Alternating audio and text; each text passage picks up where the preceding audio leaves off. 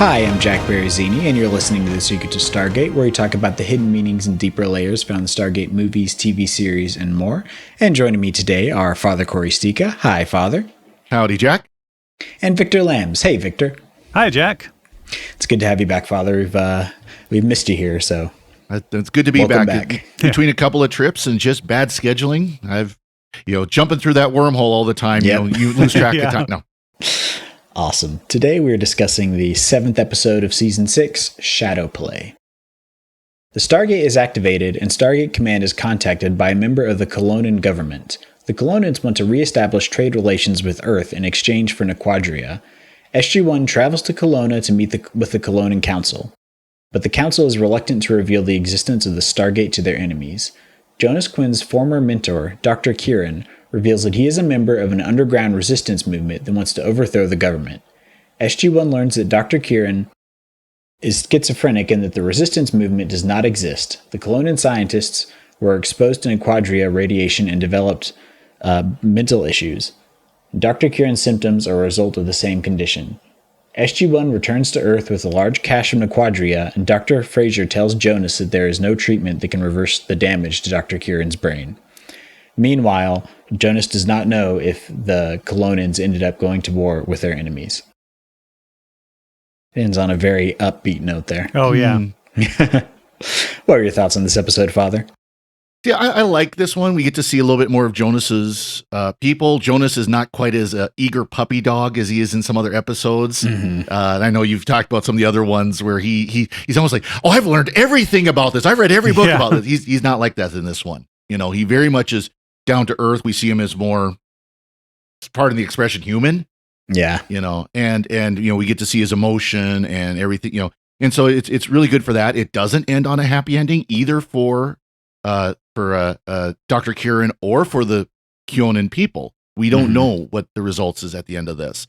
So it's a good episode. It really is a good one. And it's one that I like watching, especially with, as we will talk about shortly, Dean Stockwell. Yes, of course. Anything with him is fantastic. Yep. What about you, Victor? No, I like this one very much as well. We do get really good guest performances from Dean Stockwell, as well as some of the other performers here. What I like is, even over the few number of episodes we've had so far this season, we've had some hints that Jonas is regretting to some degree his move in that he can't go home again.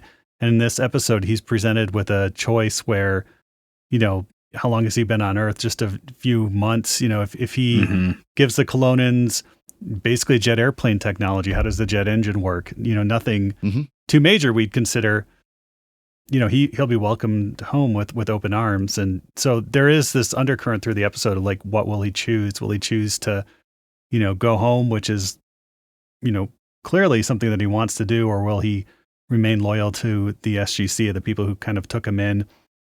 So it's a really good episode, and it's a really heartbreaking episode too.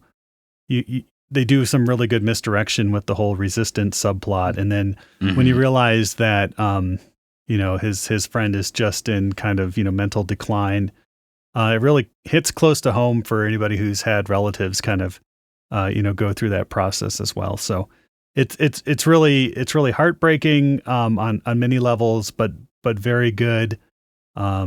Yeah, I like this episode.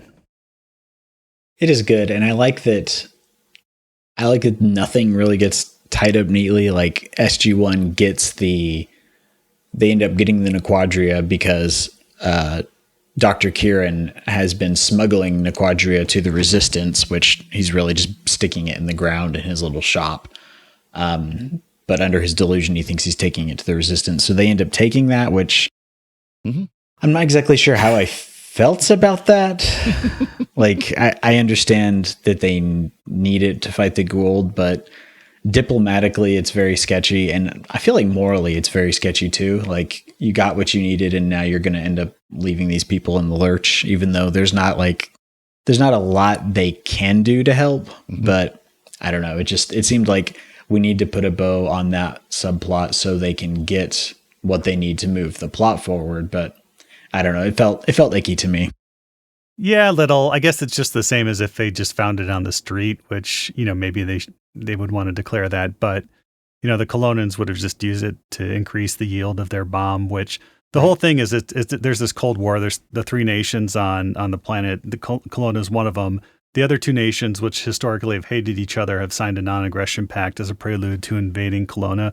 The only advantage the Kelownians have is that they possess the Naquadria and have tested a small Naquadria bomb, which far exceeded their expectations. And so the whole drama here is like, okay, you give us jet engine technology, we'll at least be able to shoot down their planes, or we'll be forced to use this bomb, which could, as destroy our world.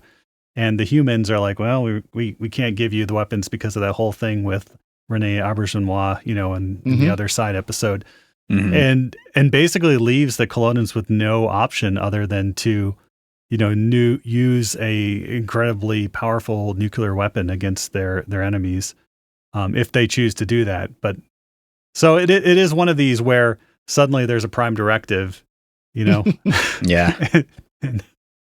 Well, it's clear that they don't have a problem giving giving technology to primitive people.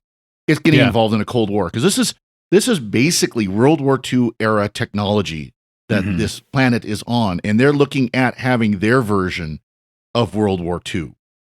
But there's three major powers, not multiple like we did here on Earth, and so it's going to be 2 versus 1 basically. And they're also kicking off the war already having the bomb, which that didn't come till the end of World War II for us. Right. But I guess if like aliens descended on Russia in 1940, 41 and Russians said, oh, these Germans are amassing tanks along our border or whatever. Can you give us incredibly powerful weapons to defeat the Germans? I mean, this might be a bad example. I mean, who's to say the Russians wouldn't immediately turn on the British and the Americans? And they would. Yeah. That's the thing. As we found out after World War II, they would.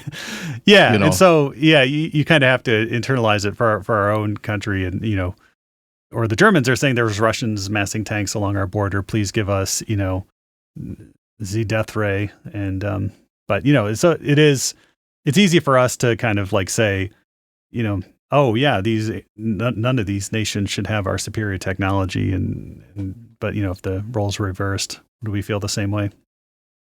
Probably not, but yeah, and I guess the best case scenario, and of course this is all speculative, obviously, but the one good, and I'm putting good in big air quotes, outcome of the nuclear bomb is that, because it is so powerful, it stopped the war, at least in the Pacific theater, and it is mutual assured destruction has prevented us from getting into another major war like that since World War II, and we could hope that would be the same thing for the Colonians and their planet, but again, who knows? So, well, and this is a material that is so much stronger than what we used in our. They talk about too much of it would basically destroy the planet. Yeah, right. Crack the One planet bomb in could half, destroy the entire planet, and so, I mean, this is, much higher level, because we're talking about, of course, alien sci-fi technology here. Yeah. Yeah. But then there's also the issue of, if the Goa'uld finds out that this planet has this material, has this Naquadria, all of a sudden it's like, oh, we need some mines, and you guys are our slaves. And of course they bring that up. It's like we're trying to use the Earth is trying to use this technology to develop shields and weapons that can be used against the Goa'uld. And Kilonans are like, great, give us some. Yeah. Yeah. And there's this great scene in there where they're like, the Earth people are trying to convince the Kelownan government, just tell your neighbors about the Stargate. That'll unite everybody against the common enemy, and it will end the war. And they turn that around and say like, oh, just like you've told all of your adversarial nations about the Stargate and how that's ended war and conflict on your country. Yeah, and Sam's got that look on her face like, can I just take back my words? Forget I ever said that? And Jackson's very good writing. Yeah. No, I liked that. That was really good.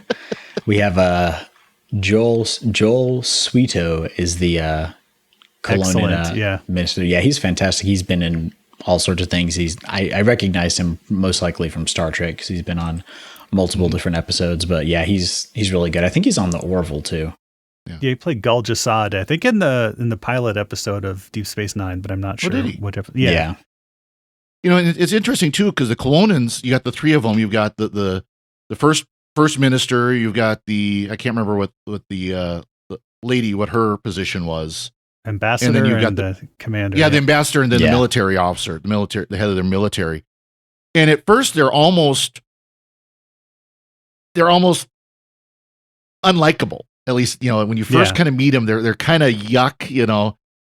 But as they go along, you actually see that they realize the problem with Dr. Kieran, and they're trying to work around that as they're trying to get help for their military, for their support.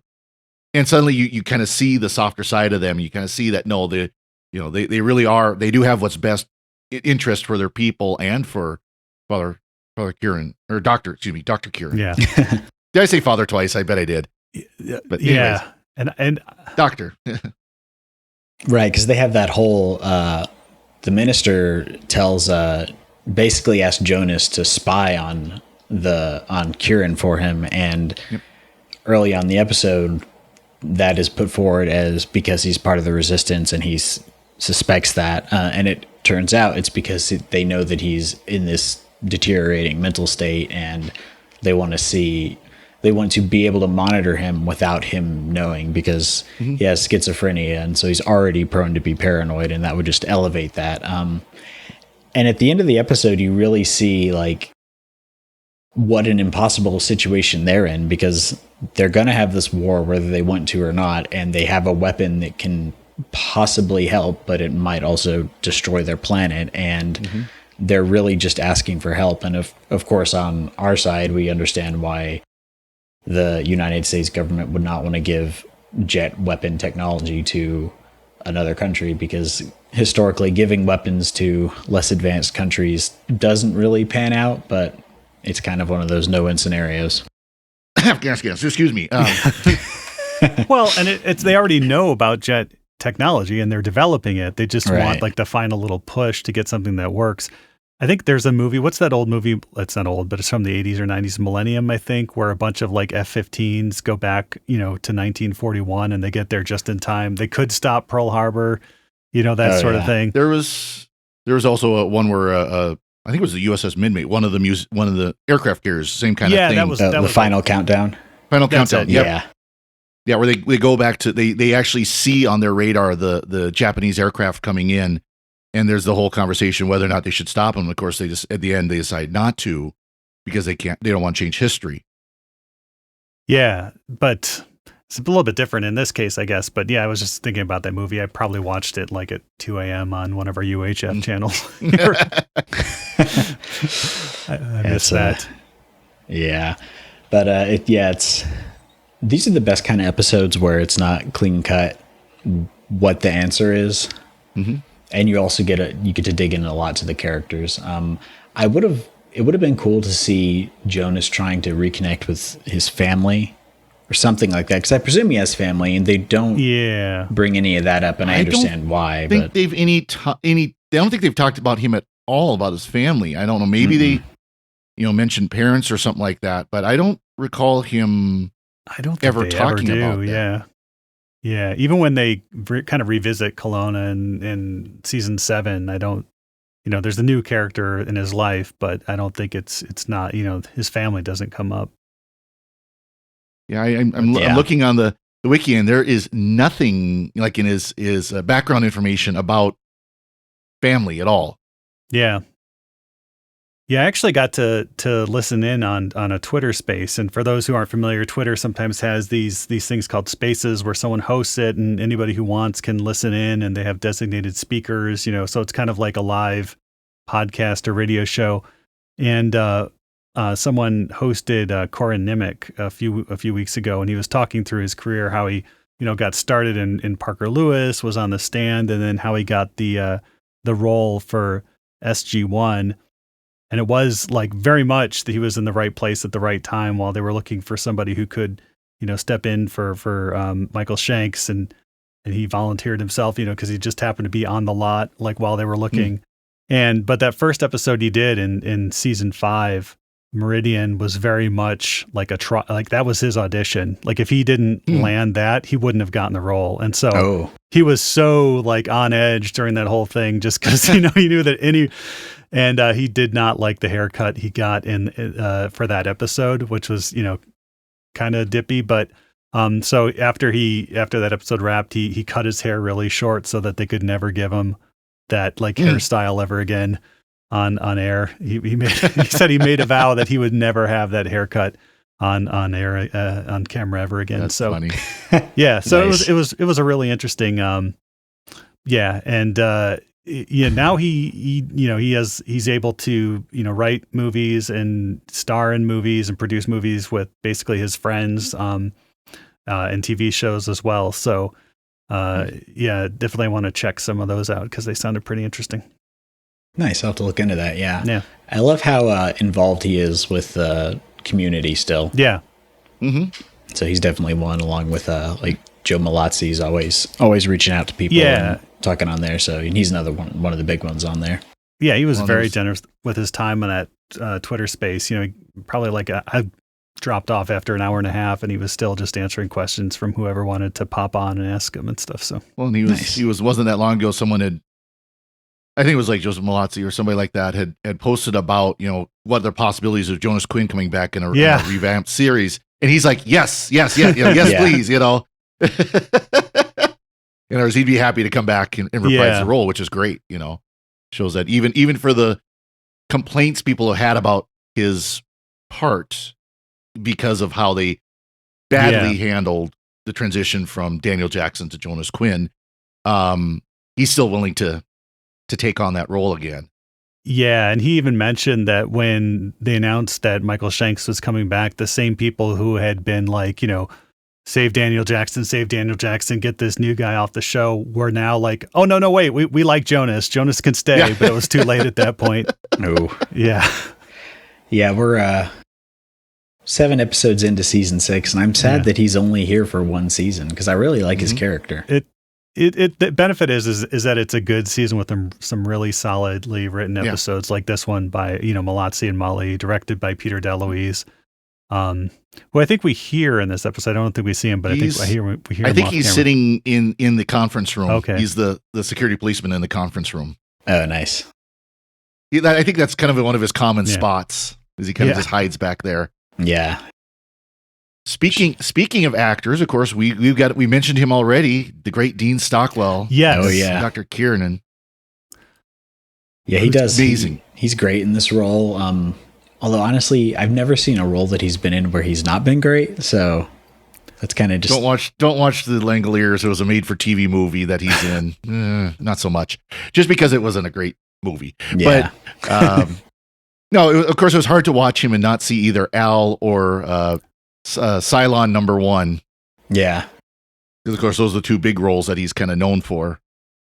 Yeah, definitely. And I was just hoping that we get totally blanking on the other actor's name, Scott Bakula. Got to get him in there, but never happened. Yeah. No, his career goes all the way back to 1945 as a child actor. Oh wow! One of the very first things he was in was Anchors Away with Frank Sinatra and Gene Kelly. Oh, funny. So you can watch some of those really old. It's wild because like you watch him in Stargate, you watch him on Quantum Leap, and then you're like watching this really old movie on like Turner Classic Movies or something from like the 40s, and then you're like, that kid looks familiar. Like, oh, that's Dean Stockwell. He wasn't always old? No, yeah, I know. It's pretty wild. Yeah, he's one of those actors where I feel like if you watch anything with him from like the 70s up through now or before he passed, I think he passed in 21. Yep. He always looked like kind of the same. Mm-hmm. Yeah, and sounded the same too. Yeah. Yeah. No, he's got a very good presence. Yeah, and I think that's what makes this episode so heartbreaking is because you're already rooting for the character. It's Dean Stockwell. You like him. And there's really good misdirection in this where he actually meets with the Resistance, and we see the Resistance people. They talk to him. And obviously, it's in his mind. Later on, he meets Jonas Quinn out at the site. And Jonas is shooting at the soldiers. With an Intark, and there's some clues there that. Cory Nemec plays it very flat there. He reads Mhm. his lines very wooden and monotone.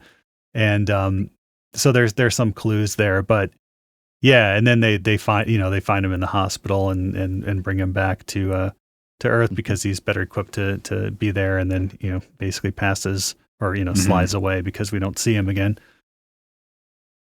Yeah, and that last scene with him and Jonas is really heartbreaking because he's there. He doesn't really know what's going on. He's getting the best care he can, but he's talking to Jonas and about the resistance is going to rise up, and I need to help them, and what's going to happen. And Jonas just reassures him that he did what he was supposed to do, and that he saved the world. Yep. Of course, Jonas is just comforting him, but it's really sad because that was his mentor. Exactly. Yeah, like I said, for anybody who's faced a family member or anybody like that in mental decline, it just kind of hits you. It hits you right there. There's the one scene where he's basically talking about the test of the bomb and everything and how it affected him, and it looks like he's talking to Jonas, and then it pans behind a computer monitor, and you can't. The chair's empty. Yeah, there's nobody there. Yeah. I mean that's a powerful scene, and it's there's kind of like a double meaning there because he's talking about how the bomb affected him emotionally and mentally and put him on the path to joining his resistance. But the Nequadria is what brought him to this place in the first place, and he doesn't even realize that. Well, it's something that Dr. Fraser said is that he had this for likely 25 years, but it went really unnoticed and undiagnosed. So it's possible he had something that was latent where he was dealing with some of the symptoms, and then he gets involved with the Nequadria testing, and that's what caused it to kick in full force the way it did. Yeah. Yeah, they mentioned that one of his, he's paranoid because he thinks a couple of other scientists have been disappeared in the night yes, they have been disappeared, but it's because they also went into, had complications from the Nequadria testing and went into mental decline. And so the Colonans don't want to spark a panic among the remaining scientists, if they don't have to, but turns out they probably have to. Yeah. Yeah. And Sam even brings up at the end that she's reached out to help the Colonans secure their facilities from the radiation so that they'll be safe at least. And she said they not heard back from them. So it's kind of just an all around bad situation. But they make up for it next episode with a really good light episode to balance out this one. Yeah. Whenever you get a heavy one, you got to follow it up with something light and comedic. I know it's called The Other Guys, but I'm assuming it is not the Will Ferrell and pretty close. Nope, that other guy. Yeah, that movie. Yeah, Mark Wahlberg. That's who I was thinking of. That movie it's Dr. Phlox and Harold Green from the Red Green Show. Yeah. Oh, seriously? Yeah. Seriously. Yeah. Oh man, I remember watching the Red Green Show, and my family lived in Alaska, and that was like on the local over the air station. PBS. It was like one of the only things we could get. So the nerdy guy from Red Green Show. Nice, that's awesome. Yeah, my dad was a big fan of that show too. Oh, so I we watched that on so. PBS. Yeah, Handyman's Secret Weapon. Nice. If the Can't find your hands, at least they'll find you handy. Yeah. Nice. We should do a Secrets of the Red Green Show, although we'd have to watch like 20 seasons of it or something. That'd be great, but yeah. Could probably talk about a season episode, but that's all right. Yeah. Hey, I'm down for it. I actually, this is Stargate related, but slightly tangential. Last night I had a dream about Stargate, which is the first time that's happened. I've had plenty of Star Trek dreams that are, I'm sure, wish fulfillment, but I dreamed that Jonas Quinn was like trying to contact me, but no one else could see him. And so I had to figure out how to like bring him fully into this dimension so he could complete whatever mission he needed to. And the funny thing is, I hadn't watched this episode at that point. Yeah. So that's funny. Yeah. Wait a couple of episodes because we do get a kind of not nobody can see Jonas Quinn, but Jonas Quinn can see things that nobody else can see type episode. Oh, maybe you can see me. There we go. Maybe if no, that's wild. I've never had a Stargate dream that I can recall, or a Star Trek dream for that matter. They would be cool if I did, though. Those would be definitely good dreams to have. Yeah, those are the fun ones. Yeah. Anyways, yeah. Did y'all have any other thoughts on this episode? No, like I said, enjoyed this one. This was a really good one. Lots of good acting, lots of good, things to think about and topics. And it was a very enjoyable episode to watch. Yes. Did we have any fun alternate language titles for this one, Victor? Indeed, we did. Yes. Most of them were, shadow play, and in French, of course, we get resistance, or the resistance. In Spanish, operación imaginaria, imaginary operation, which I think is kind of spoilery. A little bit, yeah. Yeah, and then in German, God bless the Germans, ein Übermächtiger Feind, a superior enemy. Which I don't know if the superior enemy is like the conjoined, or the combined forces, not conjoined, but of the two enemies attacking Kelowna or what. But I don't know. It seems kind of like, I don't know, vague and like the Germans would say, like, you had a superior enemy, so you had to nuke them, right? Yeah. That's the only way you could win. At least the Germans is like, doctor has schizophrenia. Yeah, ein schizophrenic doctor. Yeah. It sounds like something from like a Rammstein song. Yeah. Ein schizophrenic doctor. Nice. He has na quad tria in his water. Hey, you need to bring back some of the after credit songs. I've been looking online. That well is kind of dried up, but I'll keep looking, and maybe we'll find something for one of these episodes coming up. That would be a good thing. Awesome. We do have some feedback. Kate O'Hare emailed us saying, hello, Stargate team. 2 quick thoughts about the Menace episode. You didn't mention how Jack guessed the replicator origins a while back as McDonald's toys and how close he was based off the SG1 story. I didn't actually remember saying that. So, yeah, I guess they are basically toys. So yeah, well, they were. Yeah. Yeah. It was a slightly disappointing origin for them, I will say. No, it's not the only origin for them, though. Yes. And that's what she says. She says, second, Atlantis has another origin story for the replicators, which really adds to the confusion. I found this fan site that explains the possible link between the 2 origins and Reese's vague background, and she puts a link in there. We'll put that in the show notes. I'm not adding the Atlantis details in case that would spoil it for Jack, leaving that up to you. Thanks, everyone. God bless. Thanks, Kat. Yeah, I guess I haven't clicked on the link because I don't want to be spoiled, but I will put that in the show notes so anyone else who wants to read up on it. And I don't remember the alternate origins either, but I know. One of the cool things about Atlantis is that, and kind of frustrating things too, is that they do reimagine some of their enemies. Like there's Pegasus Galaxy versions of the replicators, and there's Pegasus Galaxy version of another of like the main Stargate alien races. I don't want to say. And there's no reason to have made them replicators because it's completely different. Yeah. Do they just have the same name, basically? They don't even have the same name. Like the Earthers just say, "Oh, those are replicators," and they're not. But I don't know. It may be more complicated than that. We'll discuss it when we get into it. Lowercase r rather than the. Yeah, exactly. Yeah. There we go. Although we do see in this season, I think the kind of the evolution of the replicators, which brings them closer to the Pegasus Galaxy replicators. I'm pretty sure that don't they end up looking like humans? Mm-hmm. They do take on human forms. Yes, it's the good old, like with the Cylons, the good old budget saving measure, make your robots look just like humans and you don't have to do all the CGI for them. Including reusing one actor. We won't say who. Yeah, then you can do fun things with your main cast too. So that's true, yeah. Yeah. Awesome. I'm assuming we're going to get replicator versions of SG1, so. Not saying. Yeah. Walter. No, I mean, no. Yeah, spoilers. That'd be funny. Yeah. Now that's what I really want to see now. I want to see an episode where a fake Walter is the villain. Yeah. Just totally out of left field. Chevron 7 Chevron 7 is not exterminate. Nice. Before we go, we'd like to take a moment to thank our patrons who make it possible for us to create the Secrets of Stargate, including AJ, Ginny N, Matt and Yolanda C, Sean F, and Rachel T. Their generous donations at sqpn.com/give make it possible for us to continue the Secrets of Stargate and all the shows at StarQuest, and you can join them by visiting sqpn.com/give.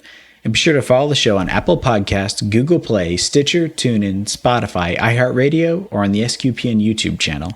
And to find previous episodes of Secrets of Stargate and to send feedback, please visit sqpn.com/Stargate. And you can email us at stargate@sqpn.com or follow StarQuest on social media at facebook.com/StarQuestMedia or on Twitter at SQPN. And we'll be back next time when we'll be discussing the next episode of SG1, The Other Guys. Until then, Father Cory, thank you for joining me and sharing the Secrets of Stargate. Thank you, Jack. And Victor Lambs, thank you as well. Thanks, Jack, and I hope you told them diplomatically where to shove it. I try to do that at least once a day, so. You have to. Yep. And once again, I'm Jack Baruzzini. Thank you for listening to the Secrets of Stargate on StarQuest. Anyway, I'm sorry, but that just happens to be how I feel about it. What do you think?